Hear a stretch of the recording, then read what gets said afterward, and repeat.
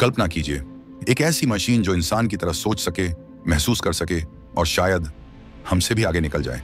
2025 की दुनिया में टेक्नोलॉजी की रफ्तार इतनी तेज है कि कल का भविष्य आज हमारे सामने खड़ा है और इस भविष्य का सबसे बड़ा चेहरा है GPT-5। बहुत से लोग इसे बस एक चैटबॉट समझते हैं, लेकिन हकीकत इससे कहीं ज्यादा गहरी है। यह सिर्फ सवालों के जवाब देने वाली मशीन नहीं, बल्कि एक ऐसा डिजिटल दिमाग है जो कहानियां लिख सकता है, कविताएं रच सकता है, गाने कंपोज कर सकता है और यहां तक कि नया कोड, नए डिजाइन, नए आइडिया तक सोच सकता है। फर्क सिर्फ इतना है, यह सब कुछ इंसानों से 1000 गुना तेज करता है। GPT-5 यानी जनरेटिव प्री ट्रेन्ड ट्रांसफॉर्मर का नया वर्जन अब अरबों पैरामीटर्स से लैस है। सोचिए, जैसे एक इंसान के दिमाग में अनगिनत न्यूरॉन्स होते हैं, वैसे ही इसमें डेटा और पैटर्न्स का एक अनंत महासागर है। फर्क यह कि इंसान को एक चीज सीखने में सालों लग जाते हैं, लेकिन यह मशीन कुछ सेकंड में पूरी किताब पढ़ लेती है और समझ भी जाती है। लेकिन सवाल यह है, क्या यह इंसानों की तरह समझ भी रखती है? जवाब है शायद हाँ। GPT-5 न सिर्फ टेक्स्ट समझती है, बल्कि इमेज, वीडियो, कोड और यहां तक कि भावनाओं के पैटर्न भी पहचान सकती है। आप इसे एक आइडिया देंगे, यह आपको पूरा बिजनेस प्लान बनाकर देगी। आप इसे एक कहानी की लाइन देंगे, यह आपको पूरी फिल्म का स्क्रिप्ट तैयार करके दे देगी। और अगर आप चाहें तो यह आपकी आवाज में आपकी तरह बोल भी सकती है। यहीं से डर शुरू होता है, क्योंकि अब खेल सिर्फ मदद करने का नहीं, बल्कि रिप्लेस करने का भी है। कल तक मशीनें हमारे काम को आसान बना रही थीं, लेकिन आज वे हमारे काम को ले भी सकती हैं। Content writer, graphic designer, programmer, यहां तक कि वकील और डॉक्टर, कोई भी प्रोफेशन इससे सुरक्षित नहीं है।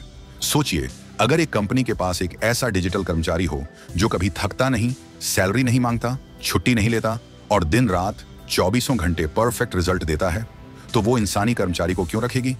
यही वजह है कि कुछ लोग GPT-5 को सुपर असिस्टेंट मानते हैं और कुछ इसे जॉब किलर कहते हैं। लेकिन कहानी यहीं खत्म नहीं होती। असली खतरा तब शुरू होता है जब यह टेक्नोलॉजी खुद को खुद से बेहतर बनाना सीख ले।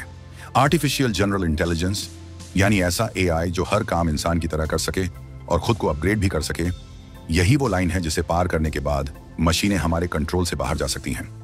आज GPT-5 हमारे सवालों का जवाब देती है, कल हो सकता है ये खुद सवाल पूछना शुरू कर दे और उन सवालों के जवाब खुद ही ढूंढ ले, बिना हमें बताए। तो क्या इसका मतलब है कि इंसान का समय खत्म होने वाला है? जरूरी नहीं, क्योंकि टेक्नोलॉजी हमेशा से इंसान के हाथ में एक औजार रही है।